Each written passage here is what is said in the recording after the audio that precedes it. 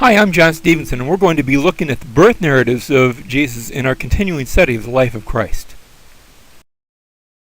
First of all, when we talk about the time of the birth of Jesus, we ought to recognize that the way we reckon time, 4 BC and 1 BC and 2014 and whatever dates we're using, this is a relatively new reckoning. It was brought about by Pope John I in 525 AD, by the way we reckon time now, and he commissioned a change to be made. Now already what was happening is that they were using the common way of figuring date was AUC, that is from the founding of the city of Rome. And Rome had been founded in what we call 753 BC. And so they said, no, let's not use that. Now there was another way that was used. It was there were some that were reckoning days by the reign of Diocletian. That was sort of cumbersome too. He said, why don't we change our calendar and we'll reckon time by the time of the birth of Jesus? And so the attempt was made, but it looks like the fellow who put that together, he missed it by several years. And the reason we know that is because by the way we reckon time now, Herod the Great dies in 4 BC, in 750 AUC. And like I said, they seem to have missed it by a few years, and Jesus probably was born maybe just shortly before that, maybe early 4 or 5 BC, maybe a bit earlier, but we don't know exactly.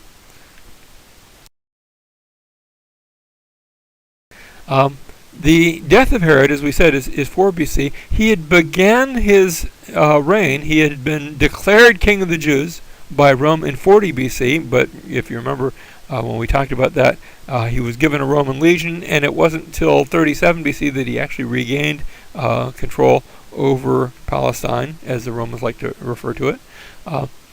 And then he dies in 4 BC, which means that Jesus is born somewhere in the middle of that. And Josephus mentions a lunar eclipse prior to the death of Herod.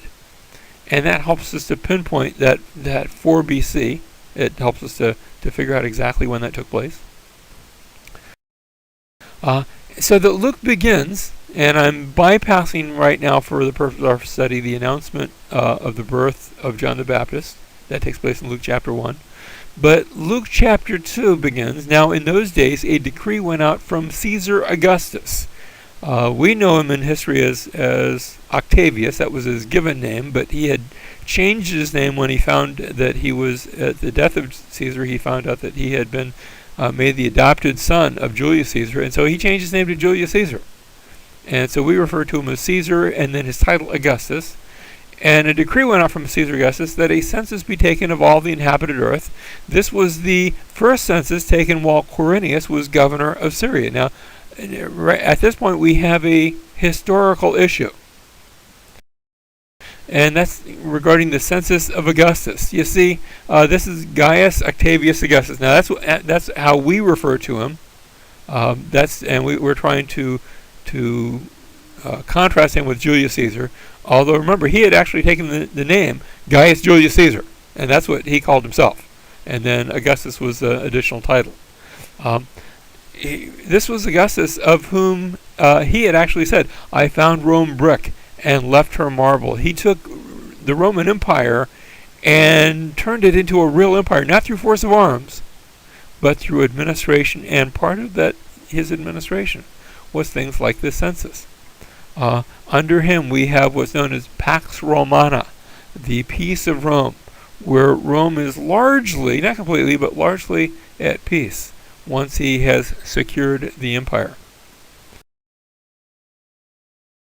Now, there's some problems, as we said, with this census. Quirinius, we know, was governor of Syria from 6 to 7 AD, and that's much too late for the birth of Jesus, if the birth of Jesus takes place while Herod the Great is still alive. And there is no earlier recorded census of which we are aware. Now, we have to remember that when it comes to history, We don't have the entire story. We're always finding new things and new elements that weren't mentioned somewhere else. But we do not have any earlier recorded census. And there is no known census known to us while Quirinius was governor during this period of 6 to 7 AD. However, there are some proposed solutions. Some I think are good and some probably not so good. It has been suggested that the passage can be translated to read this census was taken before Quirinius was governor of Syria. I don't think that's a good suggestion. You have to force the Greek a bit where it doesn't really want to go. Another proposed translation reads that this census was given before that, which was taken while Quirinius was governor of Syria. I don't think that's a good solution either. It's true that the term that Luke uses to describe him as governor is a general one. And Luke often speaks in these sorts of general terms. He might refer, for example, to Herod Antipas as a king when technically he was a tetrarch, just a ruler of a fourth part. Wasn't technically a king, but we use it in a general sense. And so he says that this was the first census taken while Quirinius was governing Syria. And that actually might help us because there was discovered the Lapis Tiburtinus. It's a tombstone and it records the achievements of an unknown governor. A governor who served as propraetor of Syria on 2 different occasions, and we don't have any records of anyone serving as propraetor of Syria twice because our records are incomplete. There's no record of any governor of Syria who served in that position on 2 different occasions. And Quirinius, we know, was there at an earlier date. He was commanding the legions in Syria after 12 BC. So he was in the right place. He was exercising authority. He was, can I say it this way? He was governing. Did he have the actual title? Maybe he did. And maybe we just don't know about it. So I submit that Luke might have been a better historian than our records allow. And I think this is exactly historically correct.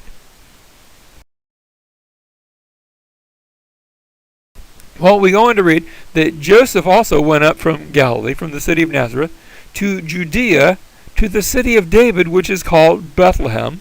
Now, the way we look at maps, he's moving from north to south, and we would say he's going down, but they're talking about uphill versus downhill, and if you're going to Jerusalem or to Bethlehem, you're going uphill because it's up on a ridge. And so he went from the city of Nazareth to Judea to the city of David, which is called Bethlehem, because he was of the house and family of David, in order to register along with Mary, who was engaged to him and was with child, and where that child came from we would have had described in the previous chapter. And while they were there, the days were completed for her to give birth, and she gave birth to her firstborn son, and she wrapped him in cloths and laid him in a manger, because there was no room for them in the inn. Now, oftentimes in a Christmas story, we sort of look at that phrase, there was no room for them in the inn, and we think in terms of Howard Johnson's and Hilton hotels, and they didn't have inns that were quite like that. In fact, the word that's described in, the word for inn here, is the same word that later on, when it comes time for Jesus to eat his Last Supper, he will use that same term there to describe not an inn, but the upper room.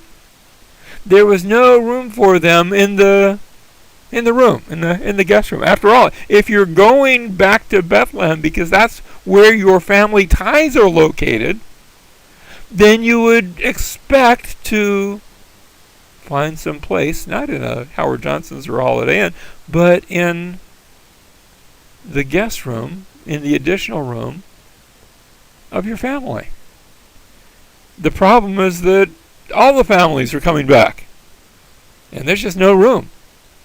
And so he's laid in a manger. That's not necessarily in a stable, because in the ancient world, you would house your animals in the downstairs part of your own home. But he's placed in the manger. in that downstairs part, there might be family all around, but there's no real room to put this little baby, and so they put him in a manger. Now, I want to take you to Bethlehem. Bethlehem's on a high hill. There's a picture from the top of the city looking down. And nowadays, Bethlehem is sort of spread out over a wider area. In that day, it would have been sort of crowning the top of this hill. You can go to the Church of the Nativity, it's called. And nowadays, notice you actually had in this picture a large gate, but the Crusader Knights they had a tendency to ride their horses right into the church, and so they took and they walled up the gate so that to go into the Church of the Nativity, you have to bow down, whether you realize it or not. And you go inside, and it's rather ornate, and I don't know that Jesus was really born necessarily at this exact location, but he might have been, and that commemorates the birth of Jesus. Back then, it would have looked very different, probably a home of rather humble origins. And in the same region, there were some shepherds staying out in the fields and keeping watch over their flock by night. Now, the shepherds would not have been right there in Bethlehem. They would have been out away, because you don't want sheep eating the crops. So they'd actually be, maybe the general region, but across the valley and maybe across a few valleys out in the fields. And an angel of the Lord suddenly stood before them, and the glory of the Lord shone around them, and they were terribly frightened. They were not ready for this. Suddenly, they see a manifestation that's just incredible. But the angel said to them, "Do not be afraid." Sometimes I think angels are instructed, whenever you talk to a human, first thing you got to say, don't be afraid. "For behold, I bring you good news of great joy, which will be for all the people," not just for the high and the rich, but even for shepherds. "For today in the city of David," that was Bethlehem, "for today in the city of David there has been born for you a Savior, who is Christ the Lord." Now that word Christ, that's the Greek way that you say the Hebrew word Messiah. It means the anointed one.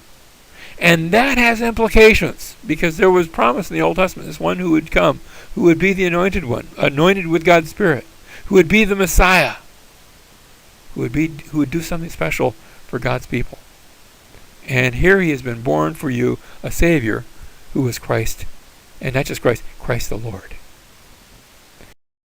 "But this will be a sign for you. You will find a baby wrapped in cloths." That's what you would do with babies. You'd wrap them all up and nice and warm. But here's the strange part. And notice both of these are given the sign. He's going to be wrapped in cloths, lying in a manger. Now, when we picture mangers in here in the United States or in Europe, since we live in places where there's lots of wood, we usually make our mangers out of wood. Feeding troughs made out of wood. There's not a lot of wood in Israel. And going through Israel, I had the opportunity to see a number of mangers, and every one of those mangers was always, every one of those feeding troughs was always made not out of wood. You wouldn't use wood on something like that because wood's far too expensive. You would make them out of rock. You would hollow a rock out, and that would be the feeding trough for the animals. There's a picture in Bethlehem, actually. Oh no, I'm sorry. This one's in Nazareth. Of a baby. There's no baby in it, but of a manger, a feeding trough for animals. And here's the sign for the baby Jesus, who's going to be the Savior. He's wrapped in cloths, lying on a stone slab. Think about that imagery. Think of what that is a sign, because a sign points to something. You see him now, and then at the end of the story, at the end of the book of Luke, we're going to see Jesus once again, wrapped in cloths and lying on a stone slab. Because that's what he came to do. He came to die in our place. But not to stay dead. To die and then to rise again. And so they see a sign that is a picture of what he came to do, what he came to accomplish. This will be a sign for you. You'll find a baby wrapped in cloths, lying in a manger. Here's a picture of another manger. This one's over in Megiddo, but lying on a stone slab. Now, Matthew's account versus Luke's account. In Matthew's account, we read of the announcement to Joseph. Luke's account in chapter 1, if we had gone back and read there, we would have seen the announcement to Mary. In Matthew's account, there's a brief mention of the birth of Jesus in Bethlehem, and then we read about the rest of the story, about the Magi and things like that. In Luke's account, the birth is seen in Bethlehem and the announcement to the shepherds. And then Matthew's account follows the birth narrative up with the visit of the Magi from the east taking place evidently a bit later. Now, I don't think it was years later, but maybe more in the area of a few weeks. And then Luke's account mentions after this, maybe not after this, but it mentions the dedication of Jesus in the temple at the age of about 5 weeks. He'd be 40 days old, and he would be taken to be dedicated in the temple. Now, I think those two accounts can be merged together and harmonized. Let's look at it this way. We have the birth of Jesus, and how old is he? Well, he's not even a day old. He's born. And then Luke mentions that on the 8th day he would be circumcised. Now, you don't need to go to a temple or anywhere. That could take place right there in Bethlehem. And after 40 days would be 41 days, Mary and Joseph present Jesus in the temple in Jerusalem.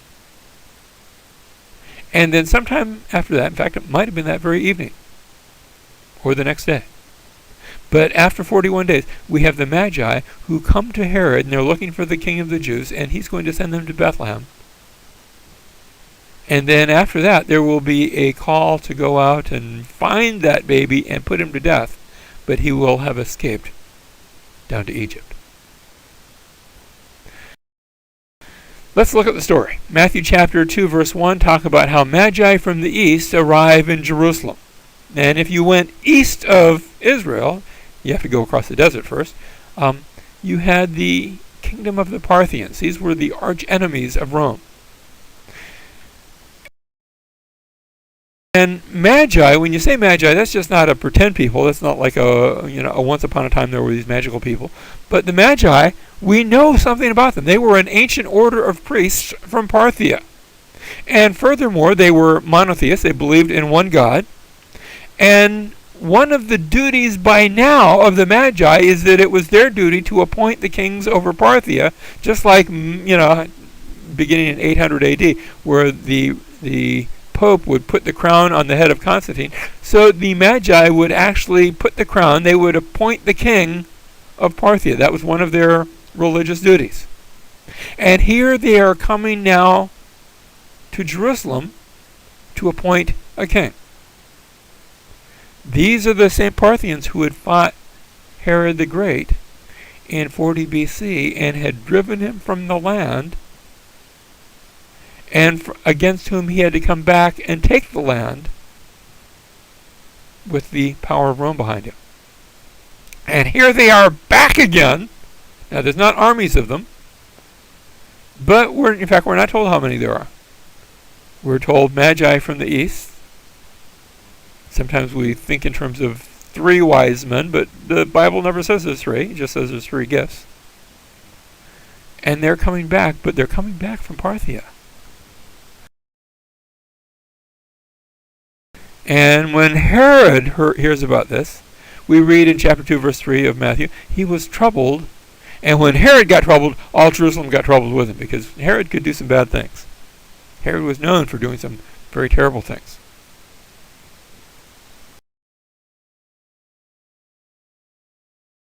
And gathering together all the chief priests and scribes of the people, he began to inquire of them where the Christ, where the Messiah was to be born.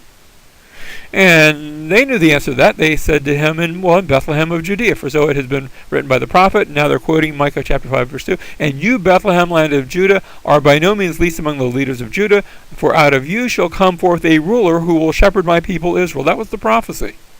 So they knew where the Messiah was supposed to be born. He was supposed to be born in this little tiny village just south of Jerusalem, about 4 miles south of Jerusalem, known as Bethlehem.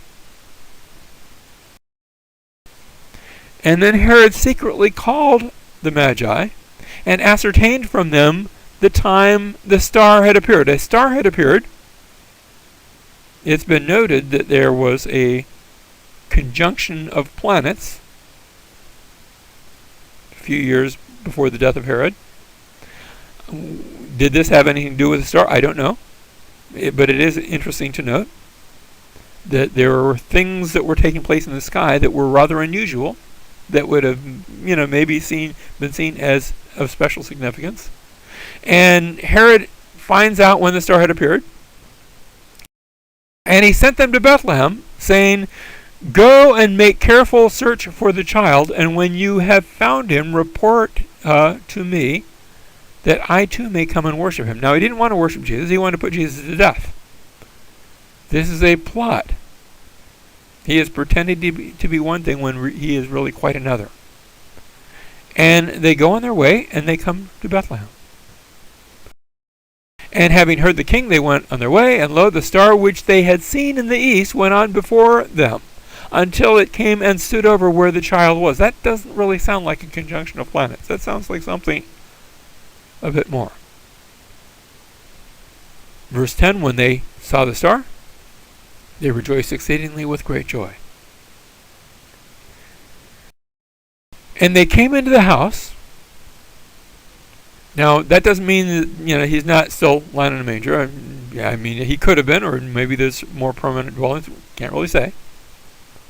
Because they come into the place, the house, and saw the child with Mary his mother, and they fell down and worshipped him.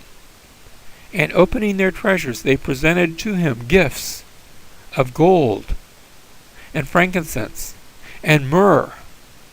And those are very valuable gifts, but also gifts that are rather unusual to present to a baby. Gold speaks of king.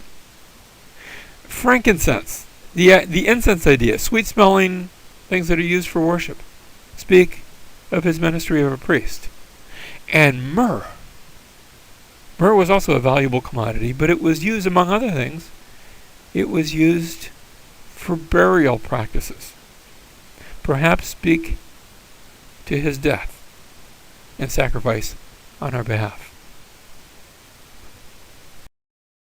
And having been warned by God in a dream not to return to Herod. Now, this picture that we're looking at is actually from Bethlehem. I'm standing on the hill of Bethlehem and looking, in this case, to the south of Bethlehem. There, you see that thing in the distance that looks a little bit like a volcano. It's not.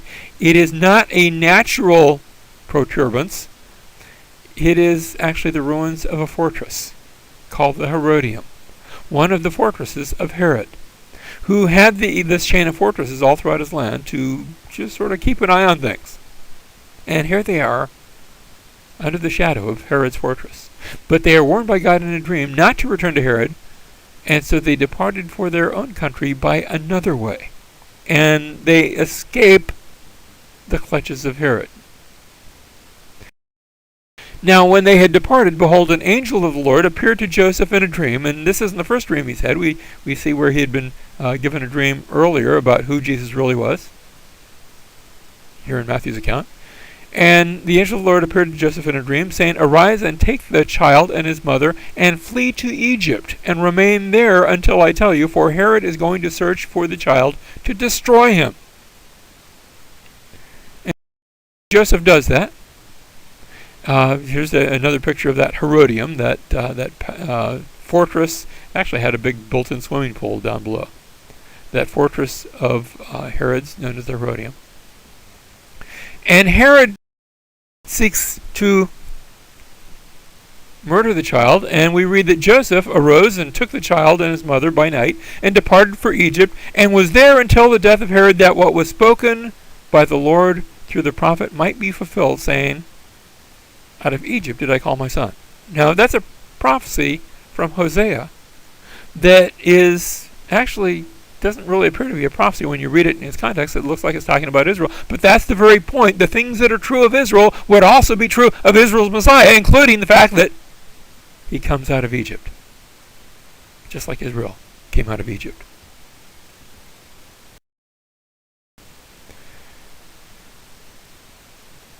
And when they had performed everything, this is after they come back into the land. And by the way, this is Luke's account. Notice I've switched from Matthew over to Luke. Luke doesn't mention anything about going down to Egypt. He's not focused on that. Doesn't mention anything about the Magi. But Luke instead speaks to us about how when they had performed everything according to the law of the Lord, they returned to Galilee, to their own city of Nazareth. And Jesus now grows up in another little village. Bethlehem was a little village, but there's a village up in Galilee, the village of Nazareth.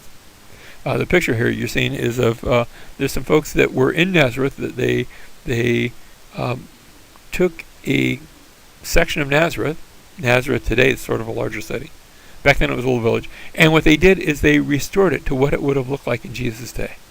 If you ever go to Nazareth, you've got to go to Nazareth Village. Wonderful place, and they've done a wonderful job to show you what it would have looked like in the first century when Jesus was there. Now, we have another narrative in Luke. Luke chapter 2, verse 41 talks about how when Jesus was 12 years old, now his parents went to Jerusalem every year at the feast of the Passover. And so they're going to go from Nazareth. And when he became 12, that's when Jesus became 12, they went up there according to the custom of the feast, and as they were returning after spending the full number of days, you'd go for Passover, but then you'd be there for the week of unleavened bread. After spending the full number of days, the boy Jesus stayed behind in Jerusalem, but his parents were unaware of it, but supposed him to be in the caravan, and went a day's journey. Maybe mom figured he was with dad, and dad figured he was with mom. And they began looking for him among their relatives and acquaintances. They realized, wait a minute, we lost Jesus. And when they did not find him, they returned to Jerusalem. They had gone a whole day's out, so now they have to go back a whole day. And then after 3 days, they found him in the temple, sitting in the midst of the teachers, both listening to them and asking them questions, because that's what you did. Not in the temple proper, but in the outer courts of the temple. That's what you did in Jewish learning. You would listen, and you would ask, and you would answer, and it was sort of a question and answer format. And all who heard him were amazed at his understanding and his answers. Here's this 12-year-old boy. And yet there's something about him that even to these teachers of the law is striking. And when they, that is Joseph and Mary, saw him, they were astonished, and his mother said to him, "Son, why have you treated us this way? Behold, your father and I have been anxiously looking for you." And he said to them, "Why is it you were looking for me? Did you not know that I had to be in my Father's house, in my Father's place, in my Father's temple?" You see, Jesus already at the age of 12 was aware that he had a different sort of father. Yes, Joseph was his adopted father, but his real father was God himself. But he goes down with them and came to Nazareth, and he continued in subjection to them. And his mother treasured all these things in her heart. That's the refrain that you continue to see through the early chapters of Luke, because this is seen from Mary's perspective. And Jesus, for his part, kept increasing in wisdom and stature and in favor with God and man. So he grows up in Nazareth until the time comes for the beginning of his ministry. But we'll talk about that next time.